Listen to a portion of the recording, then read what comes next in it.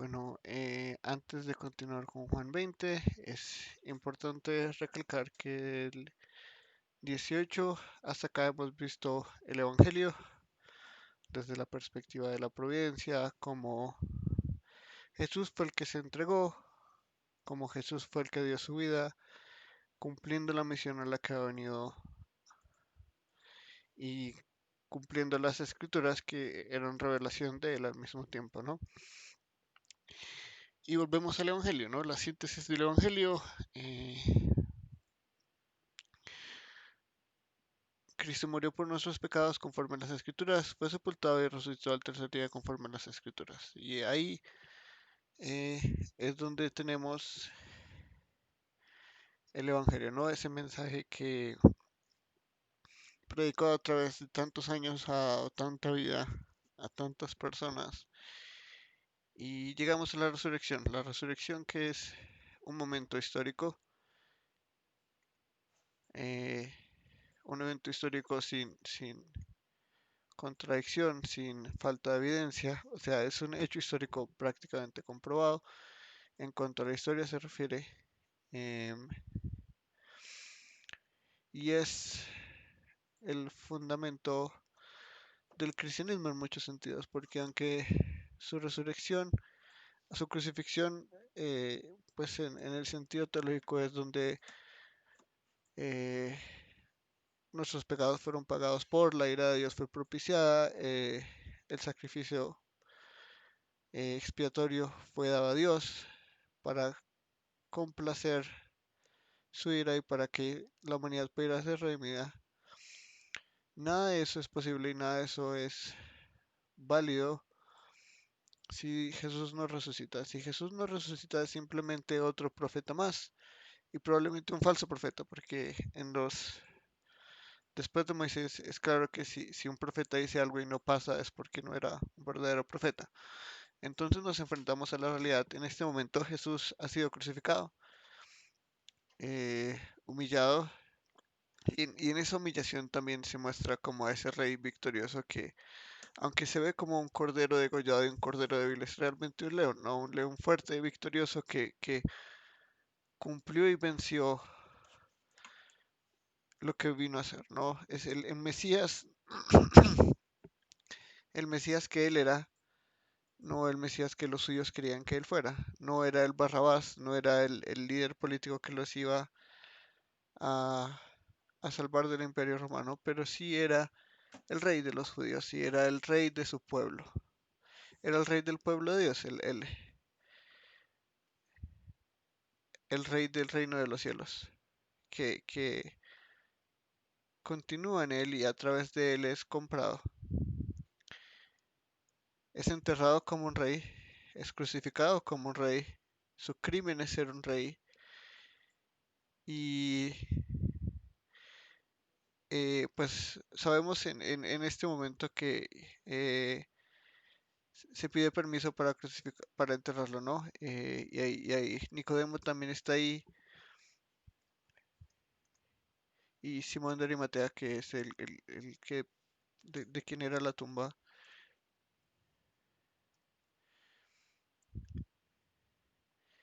Y ahí concluimos, ¿no? Ahí cerquita, justo a tiempo para poder estar viernes, sábado y domingo, cumplir los 3 días como ha sido prometido en la escritura y como él ya lo había dicho una y otra vez. Y estamos en el capítulo 20, empieza el domingo, el primer día de la semana. No sabemos, y nadie sabe cómo fue la resurrección, qué pasó en la resurrección, pero sí es importante recalcar que lo que nos ha sido revelado es lo importante y es que Jesús resucitó y Jesús vive. Jesús vive hoy en día, no abandonó a su iglesia, no la dejó sola, no fue un rey que triunfó sobre algo y se fue y no va a volver. Es un rey que tiene un propósito y un plan en mente y somos parte de ese plan. Como hemos visto, un plan que involucra al Espíritu, al otro consolador, que es exactamente como él y al que vamos a ver que les dado a los discípulos y ha sido desde ese entonces dado a todo aquel que cree. Y acá es donde el Evangelio cobró vida, porque resucita y es a través de su resurrección que todo lo que nos ha dicho hasta este momento sobre Él es verdad, que Él es uno con el Padre, que Él es Dios, que Él es, que todo lo que es el Padre es Él, que el amor que tiene el Padre por Él es el mismo amor que Él tiene por el Padre y que Él vino acá en sumisión y en amor, en obediencia y quiere que hagamos lo mismo. Y nos manda todo eso, ¿no? Y nos manda a ser representantes de Él en el capítulo 13 y ahora vamos a experimentar todo eso post-resurrección, porque antes era un hombre y aunque los discípulos creían que él era el Cristo, o sea, el Mesías, el hijo de David, el hijo del Dios viviente, el prometido, todavía tenían una visión corrupta y no entendían bien el propósito de lo que era ser Mesías y lo que era ser rey. Y obviamente hasta que no resucitó, eso no sucedió. Y hasta que no recibieron el Espíritu no entendieron completamente todo lo que habían vivido y todo lo que habían escuchado, pero sí tenían fe en Jesús. Entonces estamos un sábado en la mañana, muy temprano en la mañana. Probablemente apenas se está viendo el sol. Eso es haciendo armonía con los otros evangelios. Eso es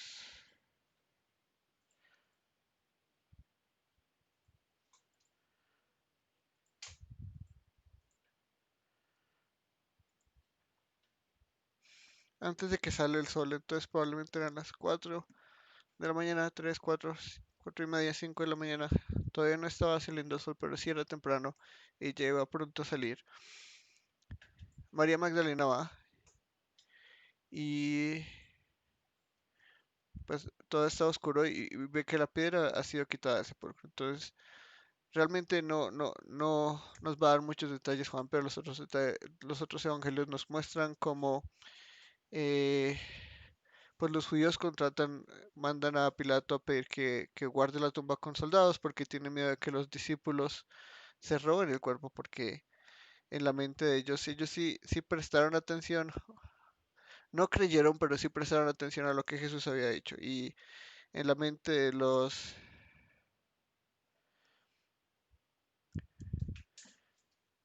los fariseos y los líderes judíos, el hecho de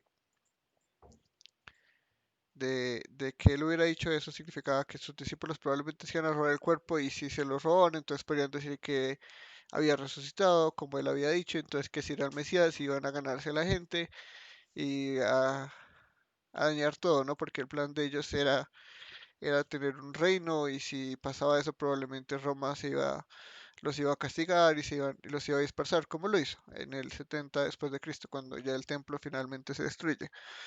Entonces contratan la guarda, sabemos que un ángel quita la piedra de la tumba, probablemente Jesús ya no estaba ahí cuando la quitó, entonces no entendemos cómo fue, qué pasó, en qué consistía la resurrección. Lo único que sabemos es que Jesús estaba muerto y ahora vive.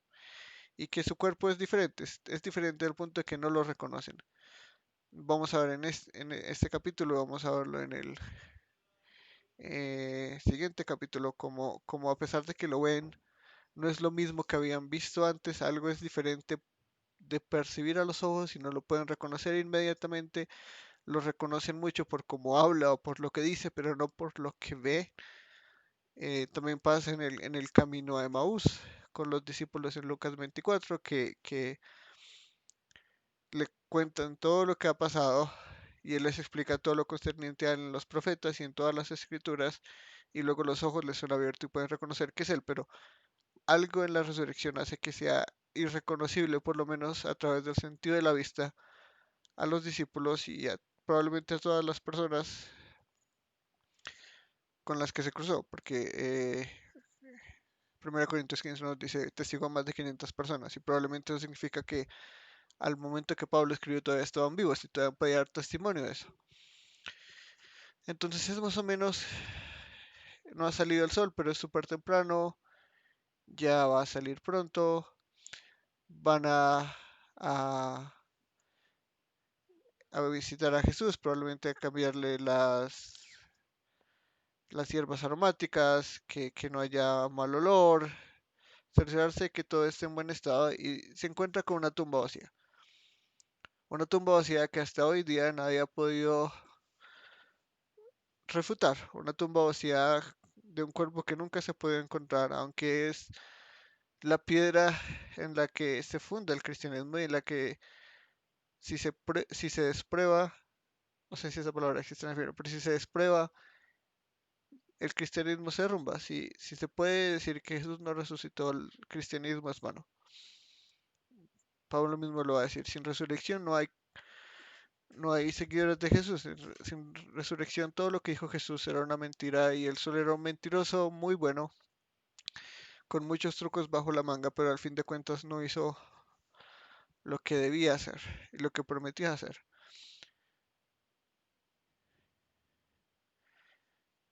La reacción de María al ver la tumba vacía es pensar que se robaron el cuerpo. Entonces corrió y fue a donde estaba Simón Pedro y el otro discípulo a quien Jesús amaba y les dijo, se han llevado al Señor del sepulcro y no sabemos dónde lo han puesto. Entonces lo que ella ve en su incredulidad todavía es que simplemente se robaron el cuerpo. Sí, los discípulos y todos los seguidores de Jesús, los 12 y los que caminaron con él y vivieron todo con él, han escuchado una y otra vez que el Hijo del Hombre debe sufrir, han escuchado que el Hijo del Hombre debe ser puesto en alto, han escuchado todas esas cosas, pero no las entienden.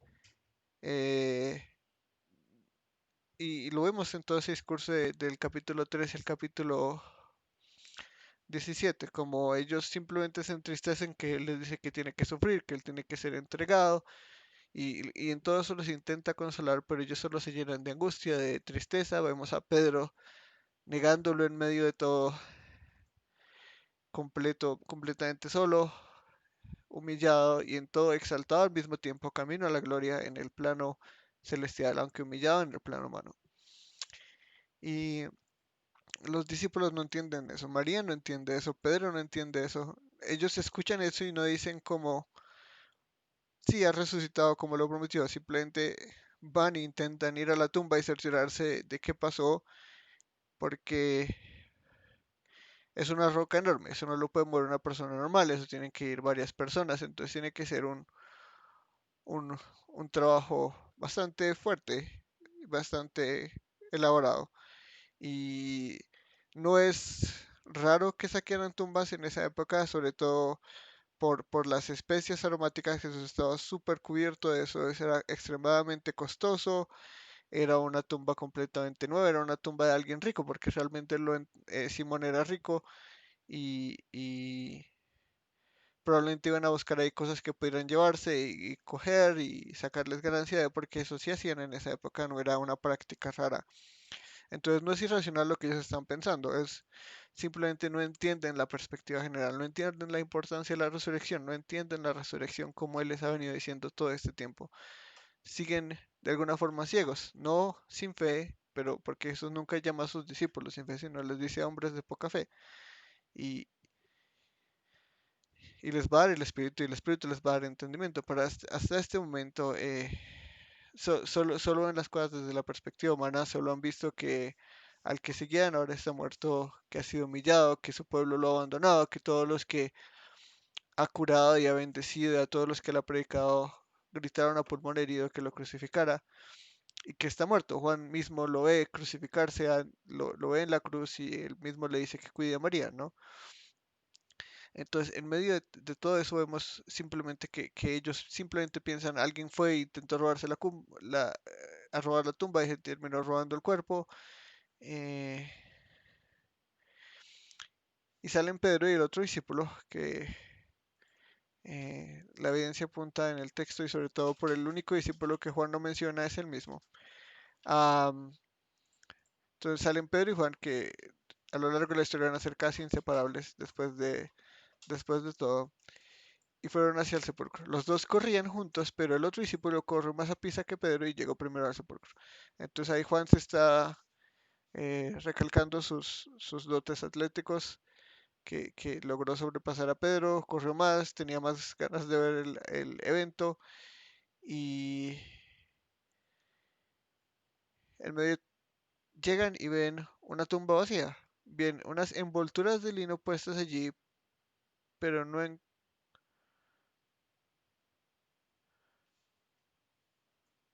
pero no encontró el cuerpo. Debe faltar alguna otra opción. Entonces entran ahí y ven las envolturas de lino puestas allí. Y el,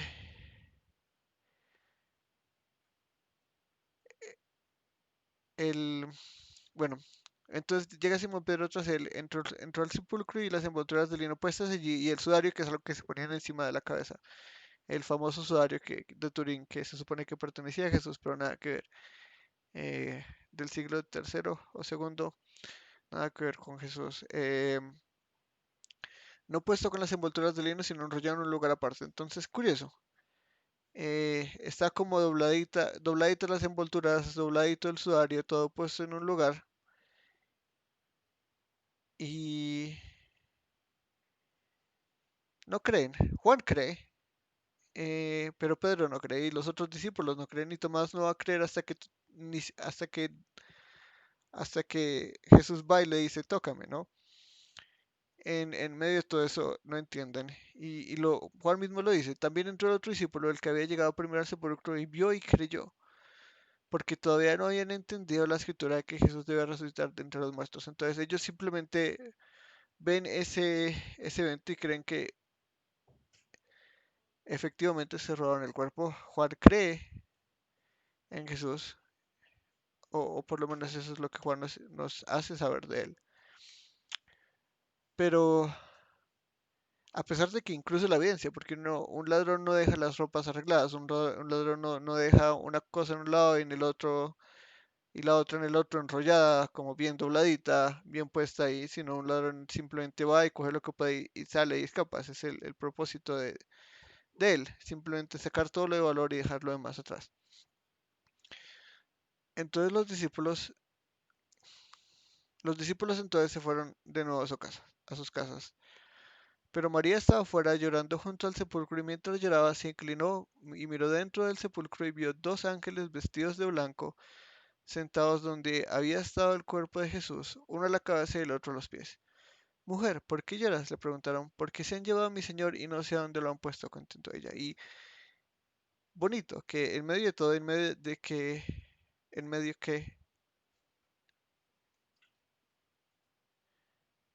de toda esta situación,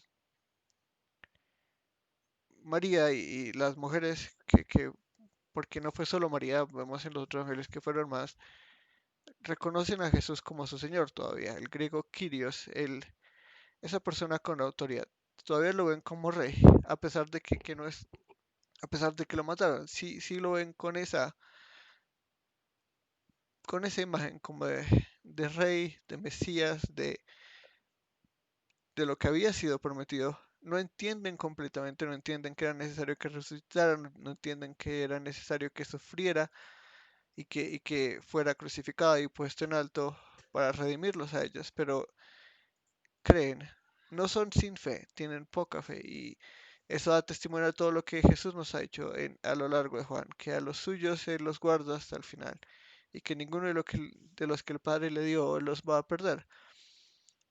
No, no pasa lo mismo con Judas, que hace todo lo opuesto, en vez de arrepentirse, en vez de reconocerlo como Señor, simplemente siente culpa. No arrepentimiento, porque es que la culpa es algo diferente al arrepentimiento. La culpa es algo que lo consume a uno y lo hace sentir mal, pero el arrepentimiento es un cambio de dirección, un cambio de mentalidad. Es como dejar eso atrás y dar la vuelta e ir para adelante, prácticamente. Eso es arrepentimiento en un sentido bíblico. Es como darle la vida a 180 grados. Eh, Dejar nuestros ídolos y empezar a orar a Dios. Un cambio de oración, un cambio de corazón. Nunca volver al mismo sitio, sino cambiar. Y eso es lo que hace Pedro finalmente, porque él también traiciona a Jesús y todos los discípulos traicionan a Jesús. pero el único que no se arrepiente, el único que se llena de culpa y se suicida es Judas, que es lo que Jesús dice en todos sus discursos después de que Judas no está. Y a lo largo de todo siempre daba el mensaje de que Judas no era parte de ellos. Al decir esto, se volvió y vio a Jesús que estaba allí, pero no sabía que era Jesús. Y eso es, aquí empezamos a ver que la resurrección, por lo menos en un ámbito físico, no era lo mismo que antes de que era muerto. No lo reconoce, no puede usar sus ojos para identificar, ese es Jesús. Los dos ángeles están ahí sentados y vestidos de blanco, lo que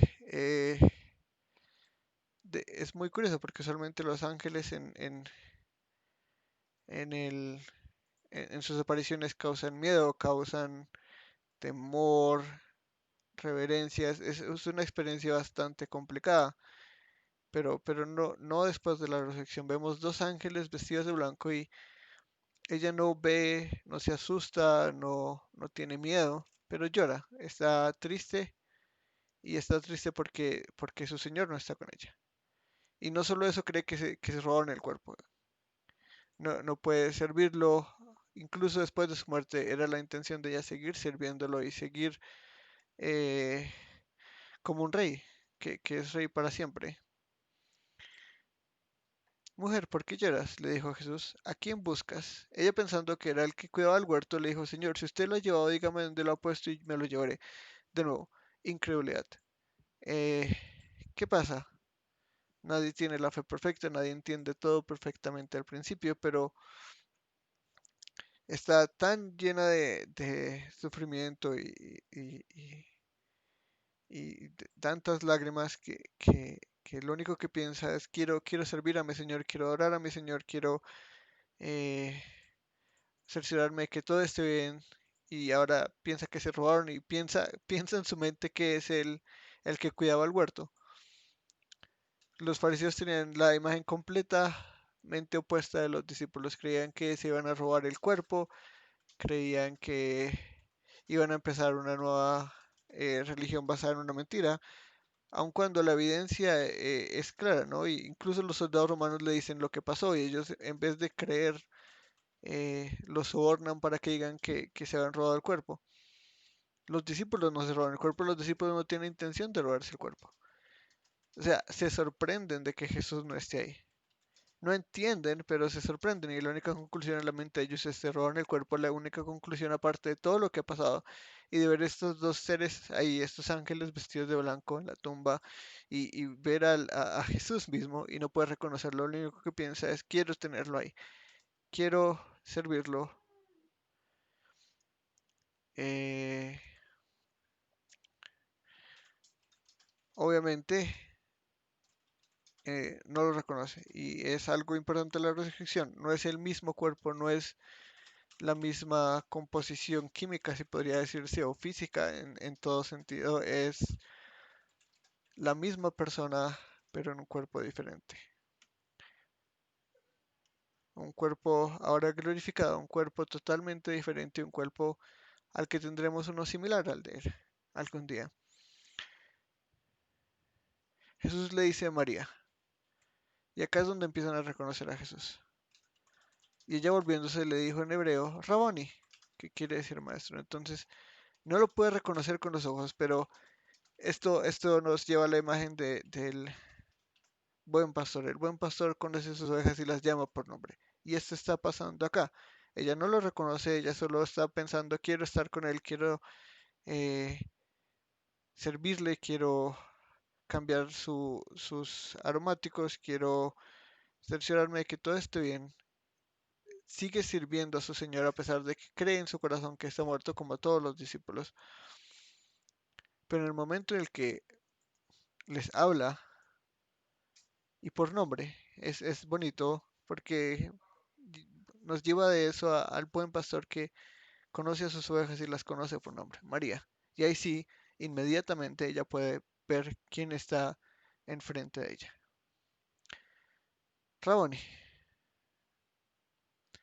Jesús le dijo, suéltame porque todavía no he subido a al Padre, pero ve a mis hermanos y les, entonces prácticamente ya vemos que lo estaba abrazando, lo estaba sujetando al que está buscando y por el que su alma anhela está ahí enfrente tuyo y está vivo y le llama por nombre y lo reconoce y ya quiere estar con él y quiere no separarse de él, pero él tiene un propósito, entonces le dice, ve a mis hermanos y dile, subo a mi Padre y Padre de ustedes, a mi Dios y Dios de ustedes. Y es importante que hagamos esta distinción. Jesús pudo haber dicho fácilmente, acá, esto está,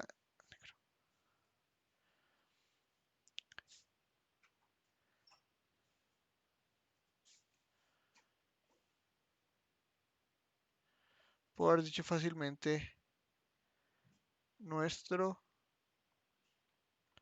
Padre y nuestro Dios.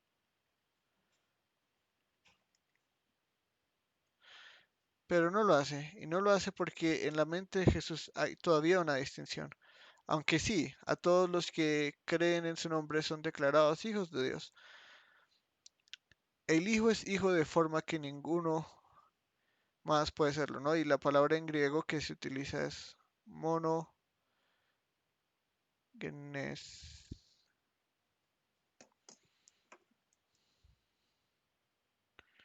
Y es único, unigénito. Y es lo que en la Trinidad se dice como el Padre eterno, el Hijo único engendrado al Padre y el Espíritu que proviene de ellos.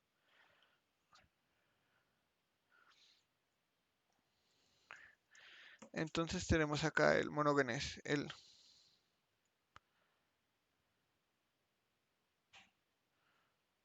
que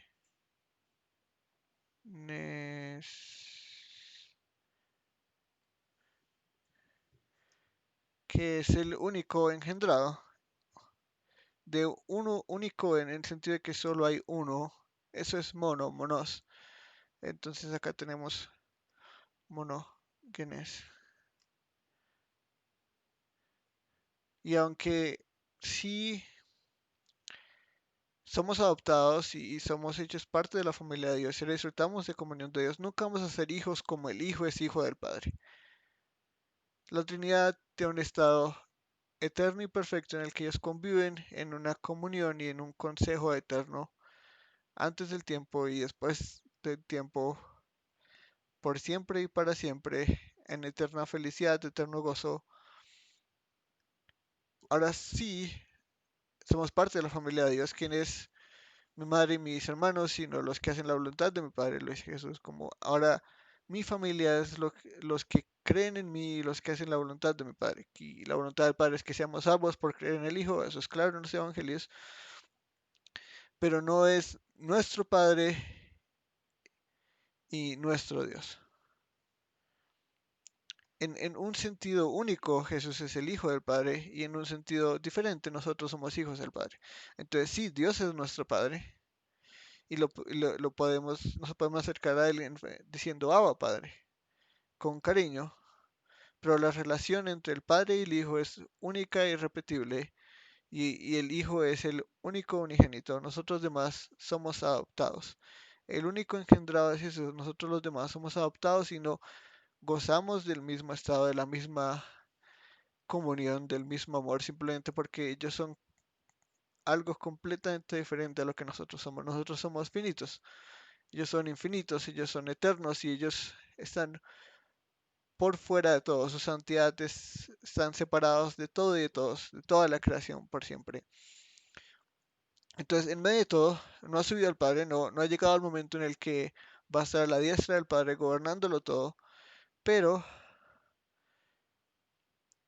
lo va a hacer. Va a subir a su Padre y su Dios, y el Dios nuestro y el Padre nuestro, a nosotros como creyentes. Entonces, aunque Dios es nuestro Padre, hay que distinguir nuestro Padre como Padre adoptivo y como nos ama y nos ama perfectamente e infinitamente, porque Dios no puede amar a menos cantidad.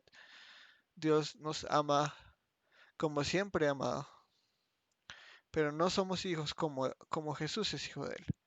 Y nunca lo vamos a hacer, nunca vamos a tener esa identidad, porque simplemente no somos Jesús, no somos el Hijo, no somos la Trinidad, no somos preexistentes, pero Jesús hace la distinción. Es su Padre y su Dios y es nuestro Padre y nuestro Dios. Sí, ahora disfrutamos de una comunión y disfrutamos de un acercamiento, podemos conocer a Dios, saber de Dios, entender a Dios, como antes no podíamos, por el pecado que ponía entre nosotros y Dios su ira, porque el obstáculo no es el pecado, el obstáculo para conocer a Dios y amar a Dios es su ira, infinita, eterna y justa. Pero Jesús hace esa distinción. María Magdalena fue y anunció a los discípulos, he visto al Señor, y que él le había dicho estas cosas. Sin embargo, ellos todavía siguen sin creer, a pesar de que ya vemos que hay testigos oculares y que esto ha pasado, que esto ya es un hecho comprobado, que esto es real.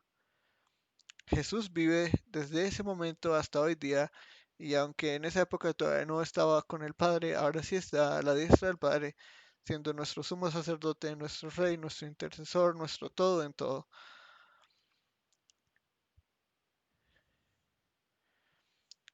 Los discípulos siguen su vida normal, andan juntos, andan con las puertas cerradas, se reúnen por miedo a que ellos son los que siguen, a pesar de que pues Jesús ya les prometió que los iban a perseguir como lo habían perseguido a él y eso lo tienen en la cabeza, todavía tienen angustia, todavía tienen miedo. Todo esto ha pasado en un abrir y cerrar de ojos para ellos. En 3 años gozaron de tanta gloria en todo sentido, en sus enseñanzas, en sus obras, en sus milagros, en el poder que les dio a ellos mismos para sacar demonios, para curar personas y a través de eso testificar que son enviados de él y el mensaje de él que es que es el mismo que predicamos hoy en día, arrepiéntanse. Pero en un momento, como cualquier otro, porque ellos no esperaban que fuera este año o este día, Jesús les da un montón de discursos personales, ya manda a Judas a hacer lo que tenía que hacer, y les da un montón de discursos para ellos, para llenarlos de aliento, de ánimos, de todo lo que es bueno e importante. Y aunque ellos siguen angustiados y aparte de todo ven a Jesús ser entregado, pero intenta matar a alguien, se descacha, le quita la oreja, Jesús le pone la oreja, se dispersan, Pedro lo traiciona, lo crucifican, ellos lo ven. Se- Tenemos, por lo menos tenemos testimonio de que Juan estuvo ahí presente. Eh, Todo esto pasa en un abrir y cerrar de ojos para ellos. Es como si en un segundo, en un momento, su vida cambiara y su mundo se hubiera desmoronado y estuvieran enfrentando una realidad a la que ellos creían que no estaban listos para ver, pero él ya les había prometido que les iba a dar el espíritu, les había prometido que iba a resucitar. No lo veían, no lo entendían, no lo creían todavía. Llega María y les dice esto, ellos todavía no creen. Lo ven.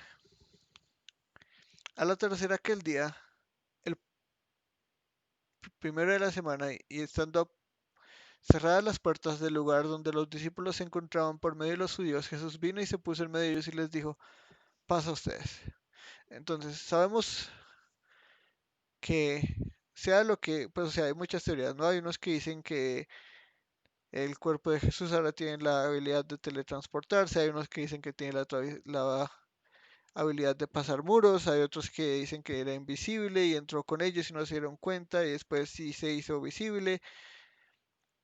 No hay una explicación exacta de cómo sucedió lo que sucedió. Lo que sabemos es que él estaba esperando que todos estuvieran reunidos, todos menos Tomás. Eh, y sabe que están atemorizados y sabe que están escorriendo y que están intentando escapar la muerte. Todavía siguen fieles a él, porque si no seguirían fieles a él, no estarían temiendo a los judíos. Simplemente hacen lo mismo de Judas, van y entregan a los demás, se calman la conciencia y siguen su vida. Pero acá nos muestra Jesús que todo lo que nos dijo de sus discípulos, que su oración para sus discípulos es verdad. O sea, oró por ellos, y oró para que estuvieran seguros, y oró sabiendo que el Padre los iba a guardar del maligno, eh, que no se iban a perder. Están ahí, están reunidos, están asustados, y de un momento a otro, de la forma en la que sea, que no es lo relevante, porque no hay que especular donde no tenemos información, solo sabemos que llegó, les dijo, Shalom, paz a ustedes. Y diciendo esto les mostró las manos y el costado. Entonces los discípulos se regocijaron al ver al Señor. Y esto es lo que Jesús les había prometido.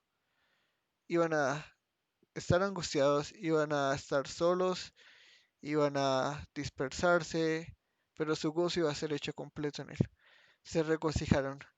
Apenas vieron a Jesús, obviamente lo reconocen por sus marcas, no tanto por su rostro, pero lo ven y se regocijan. Su corazón se regocija al ver a su Señor, su Rey. Esa es la respuesta de un corazón con fe. No importa las dificultades o el momento, cuando ven a su Señor se regocijan. Eso es lo que Él quería. Él les prometió que su gozo iba a ser hecho completo. Sí, iban a sufrir por un tiempo, iban a seguir sufriendo por un tiempo, pero incluso después de todo esto, cuando ya estén cara a cara con Él, en donde es su hogar, van a tener su gozo hecho completo y nadie nunca les va a poder quitar ese gozo. Nadie nunca le puede quitar a alguien el gozo de un rey eterno, un rey que no falla, un rey que venció la muerte para siempre. Jesús les dijo otra vez, paz a ustedes, como el Padre me ha enviado, así también yo los envío. Y esto fue lo que nos prometió en Juan 13 y nos lo prometió en ejemplo de humillación, en ejemplo de servicio, lavando los pies de los discípulos, recordándoles que necesitan ser lavados constantemente, aunque ya son limpios por el sacrificio y justificados por el sacrificio que hizo Jesús, y Él pidió la vida perfecta a ellos, y nos recuerda que necesitamos ese bañarnos los pies constantemente, ese ir al Señor, ir a Jesús por en arrepentimiento y buscando ese lavamiento de pies. Nos los llama y les dice, ustedes van a ser mis representantes. Y acá otra vez, ese es el mandato. Y estos hombres son los pilares de la iglesia. Estos hombres llegaron a Etiopía, llegaron hasta donde pudieron. eh, Unos dirían que hasta India. O sea, hicieron lo que la humanidad no ha podido hacer con toda la tecnología que tenemos. En este momento están asustados y ahora llega Jesús y les dice, "Yo- él ya sabe que se va a ir al Padre, Él ya les ha dicho que se va a ir al Padre y les ha dicho que los va a enviar a representarlo a Él y el que los reciba a ellos hará recibir a Jesús. Y acá otra vez viene esa comisión y se cumple antes de, de la ascensión en la gran comisión, después de todo, que se repite de nuevo en Hechos. Entonces nos enfrentamos a una realidad y es que toda esta cadena de representación va a Jesús mismo y los que siguen las enseñanzas de los discípulos y los que creen lo que creen los discípulos y las enseñanzas que Jesús les dio son representantes de Jesús y son creyentes en Jesús. Después de esto sopló sobre ellos y les dijo, reciban el Espíritu Santo. Ellos no van a poder hacer esto, solo Él lo sabe, por eso les dijo, yo me voy, pero les voy a dar el Espíritu. El otro consolador va a estar con ustedes. Y aunque en este mismo momento no lo reciban porque el, el Espíritu Santo no llega sino hasta el día de Pentecostés, lo que Jesús acá está diciéndoles, yo ya cumplí aquí mi misión, pero los voy a enviar. Y no los voy a dejar solos. De nuevo, el Espíritu Santo va a estar con ustedes. El Espíritu Santo va a estar en ustedes y ustedes van a estar en el Espíritu. Todo con esa idea de comunión, de participar de comunión con Dios, de estar en Él y Él en nosotros, así como la Trinidad entre ellos mismos están el uno en el otro. No les da el Espíritu Santo acá, pero les recuerda simbólicamente, de nuevo, soplando. que es curioso, ¿no? Porque el espíritu, la palabra espíritu en latín, nos da esa misma eh, connotación, un soplido, un suspiro, un respirar. Y es el espíritu de él, ¿no? Después de todo es el Espíritu Santo, entonces le está dando de su mismo aliento, de su misma naturaleza, que es el espíritu. A quienes perdonen los pecados, estos les son perdonados; a quienes retengan los pecados, estos les son retenidos. Y esto se puede llevar a extremos, ¿no? Y algunas denominaciones lo toman totalmente literal y creen en la sucesión apostólica, y que tenemos la capacidad de perdonar pecados y la capacidad de retener el perdón de pecados, que obviamente vemos y sabemos que los discípulos nunca creyeron tener este poder, nunca proclamaron este tipo de autoridad. Ninguno de los 12, ni Pablo, en ningún momento se proclamó con la autoridad y el poder para perdonar pecados o para retener perdón de pecados, y no delegaron ese poder a través de las generaciones ni al obispo de Roma ni a ningún otro. eh, y no le dieron la autoridad, no hicieron ese tipo de sucesiones. Esto simplemente simboliza la obra a la que son llamadas, porque recuerden, esto va después de ser encomendados, ¿no? Entonces los encomienda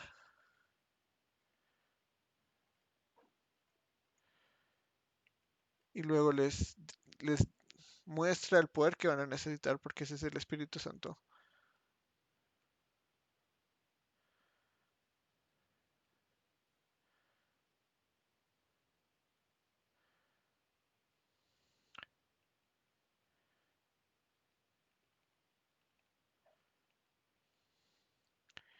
Y luego la conclusión es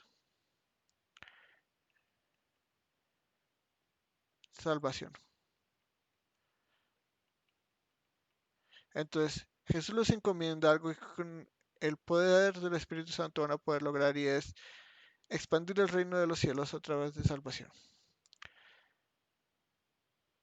La única diferencia entre los elegidos y los no elegidos, los escogidos o los no escogidos, los salvos o los no salvos, los amados, los miembros de la familia de Dios y los no miembros de la familia de Dios, como quiera ponerse, en las palabras que quiera ponerse,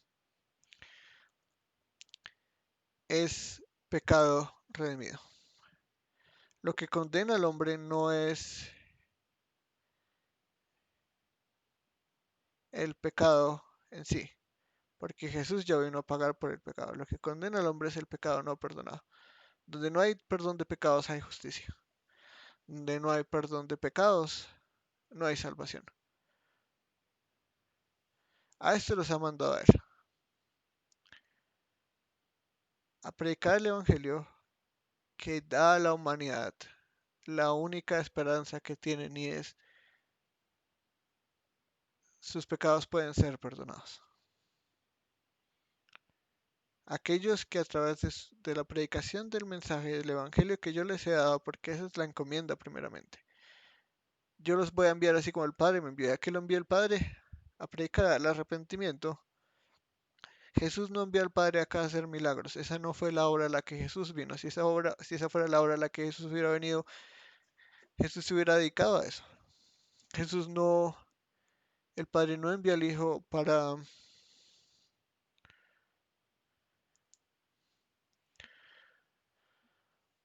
simplemente ser un profesor moral, para simplemente darles unas nuevas enseñanzas, para simplemente ayudarles a entender mejor la ley. Esa no era la misión de Jesús. La misión de Jesús era la cruz y la resurrección, porque ambas están juntas. Él triunfó, él no se quedó en la cruz, no hay que adorar la cruz.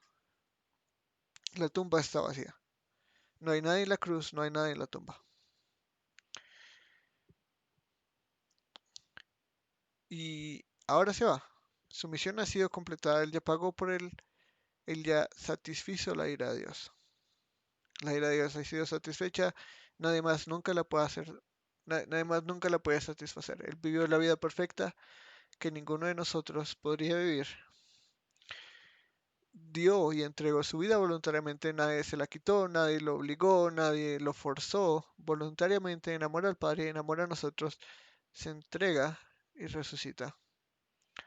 Da su vida y la toma de vuelta, como nos dijo que lo iba a hacer desde el principio y lo llamaron loco, eh, como todos los judíos, blasfemo, etcétera, etcétera. Y por los judíos me refiero a los líderes judíos, obviamente eso es más que todo um, el, la palabra que Juan usa para denotar ese tipo de líderes, los judíos. No les está diciendo vayan y perdonen pecados si ustedes hagan, eh, señalen a alguien con el dedo y ya.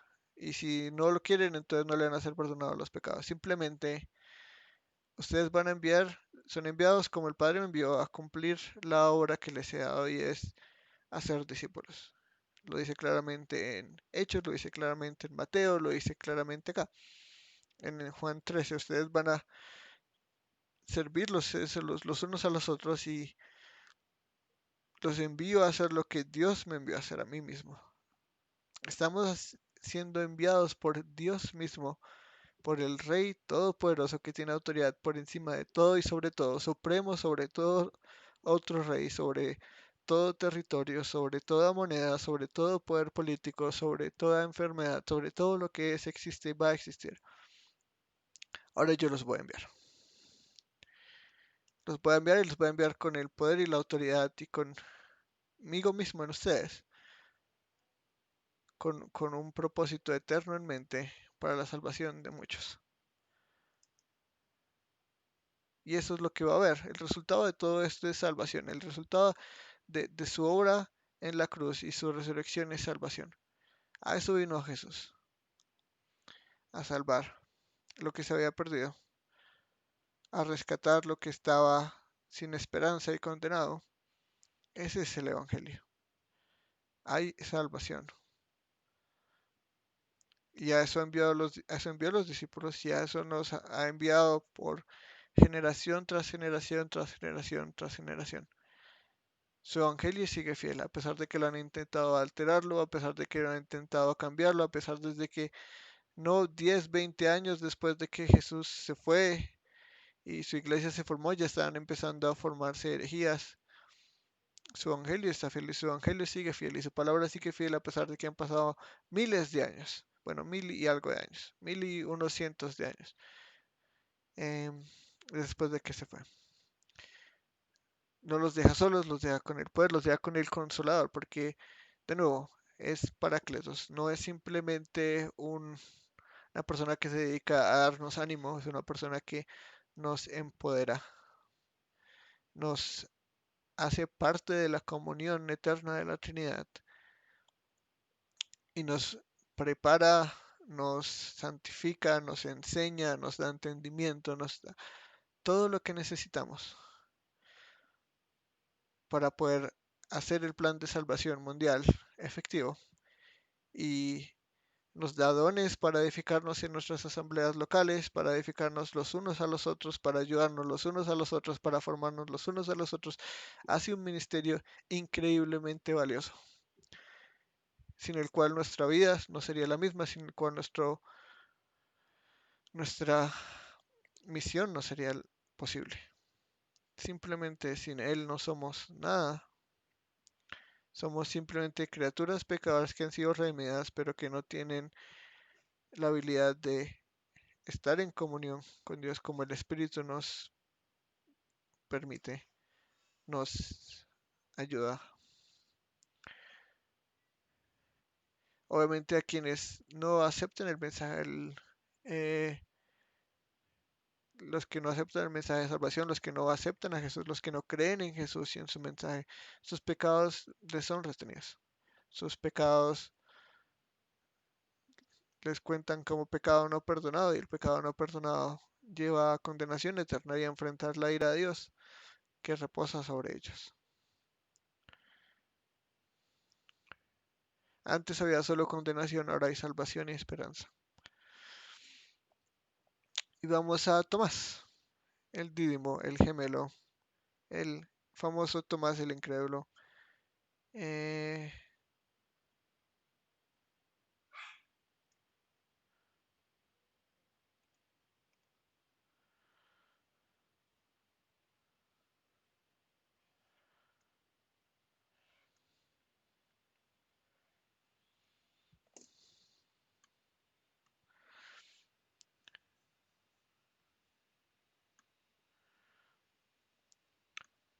Tomás, uno de los 12, llamado el Dídimo, eso quiere decir gemelo en griego, no estaba con ellos cuando Jesús vino.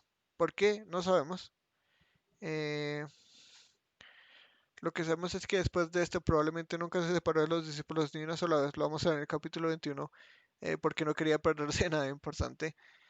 Pero, pero sí, en este momento no estaba con ellos, quién sabe, tal vez estaba buscando comida, tal vez estaba eh, buscando, no sé, cualquier cosa. No es necesario especular el por qué estaba o no estaba. Pero pero no estaba con ellos. Llegó y Jesús ya no estaba ahí. Entonces los otros discípulos le decían, hemos visto al Señor. Pero él les dijo, si no veo en sus manos la señal de los clavos y meto en el método en el lugar de los clavos y pongo la mano en su costado, no creeré. Interesante, porque vamos a ver que lo opuesto ocurre. Ese es el orgullo humano, de cierta forma, el querer tener la evidencia factible, empírica, comprobable de que las cosas suceden. Y les dice, no, no voy a creer hasta que no lo toque con mis propias manos. Y lo vea con mis propios ojos, no voy a creer. 8 días después sus discípulos estaban otra vez dentro y Tomás con ellos, esta vez no se separa de ellos. Eh, Estando las puertas cerradas otra vez, Jesús vino y se puso en medio de ellos y dijo, paso a ustedes. Y luego dijo, de una vez va al grano, Tomás, acerca aquí tu dedo y mira mis manos, extiende aquí tu mano y métela en mi costado. Y no seas incrédulo, sino creyente.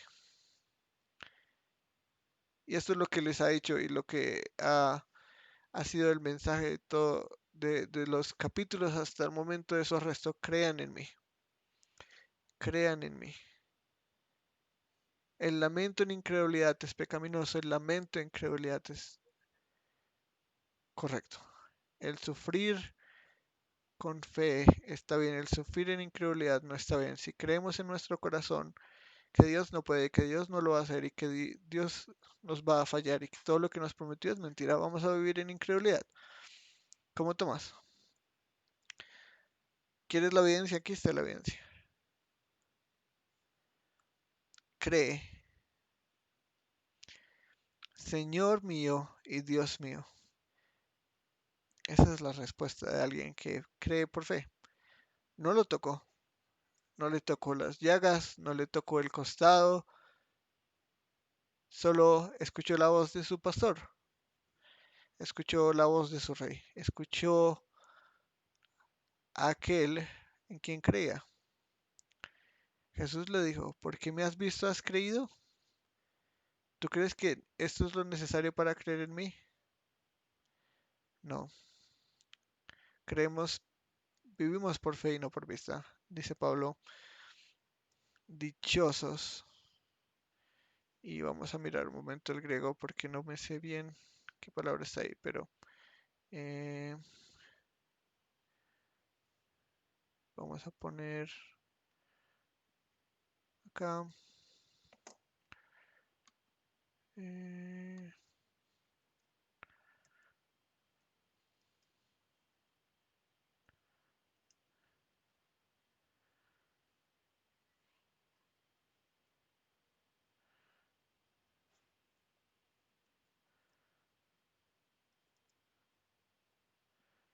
Capítulo, versículo 29.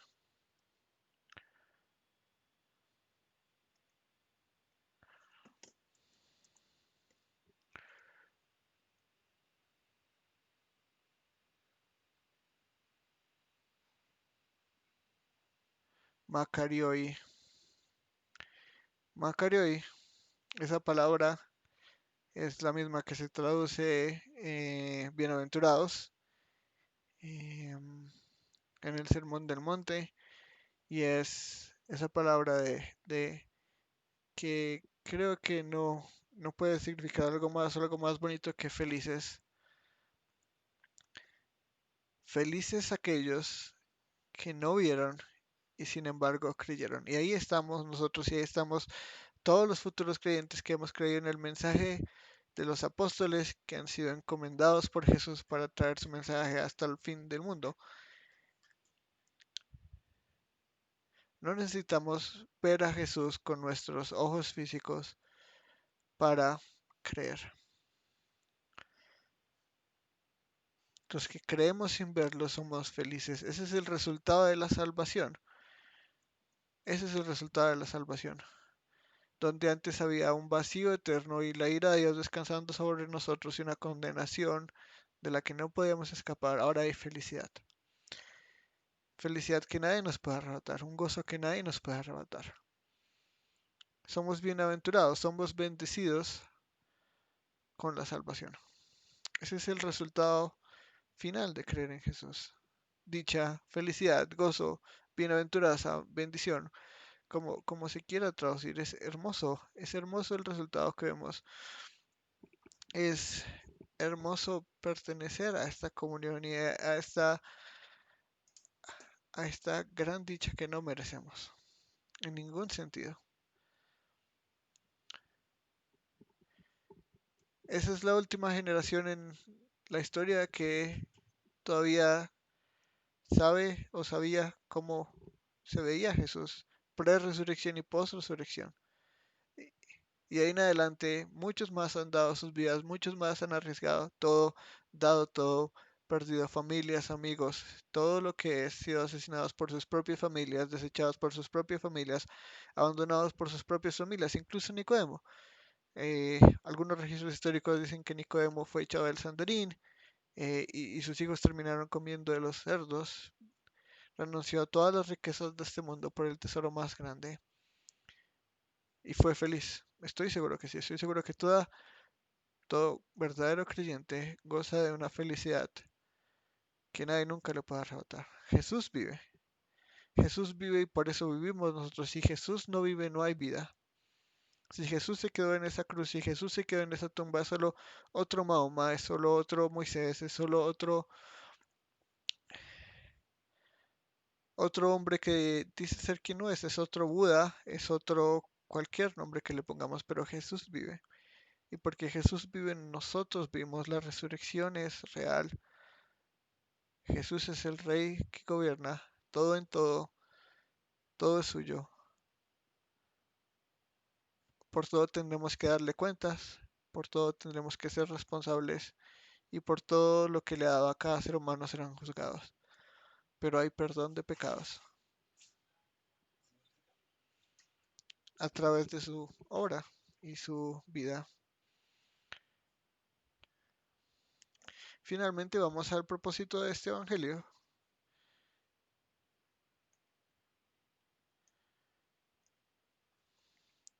Y muchas otras señales hizo también Jesús en presencia de sus discípulos que no están escritas en este libro, pero estas se han escrito para que ustedes crean que Jesús es el Cristo, y esto es Mesías, y Mesías es el Rey prometido. Obviamente la traducción literal es ungido, pero eh, es la consumación de la revelación de Dios. La revelación de Dios desde Génesis hasta Malaquías es una revelación progresiva acerca de este hombre. Este hombre que va a ser un rey, este hombre que va a vivir eternamente, este hombre que va a venir de Judá, este hombre que va a ser simiente de la mujer, este hombre que va a nacer de una virgen, este hombre que va a nacer en la ciudad de Belén, este hombre que va a hacer tantas cosas en tanto momento, este hombre que va a dar su vida, que va a resucitar, que va a ser un siervo sufriente, que va a ser un siervo triunfante, todo lo que Dios ha revelado a la humanidad es acerca de este hombre. Y este es el propósito de Juan con que al escribir todo esto, que creamos que Jesús es el Cristo, no que Jesús es Jesucristo. porque tristemente muchas veces pensamos que Cristo simplemente es el apellido de Jesús, pero no es así, es el título de el Hijo de Dios en ese mismo sentido mesiánico, pero también en ese sentido eterno. La palabra era con Dios y la palabra era Dios. Muchas cosas no están escritas en este libro, pero se han escrito para que ustedes crean, para que toda persona que escuche este mensaje, este es el Evangelio, este es el Evangelio. El que cree en el Evangelio tiene salvación.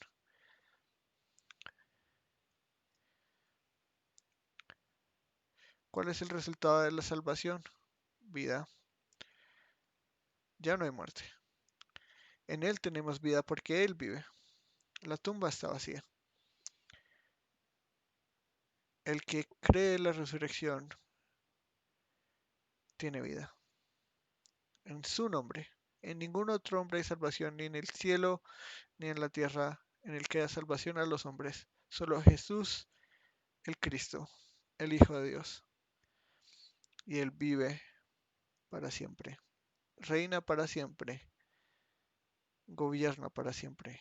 Todo de acuerdo a su eterno propósito y a su eterno juicio y al consuelo de la Trinidad. Hacen lo que se les place y lo que se les place es lo mejor para todos siempre. Y en eso nos regocijamos. Y en eso hay felicidad.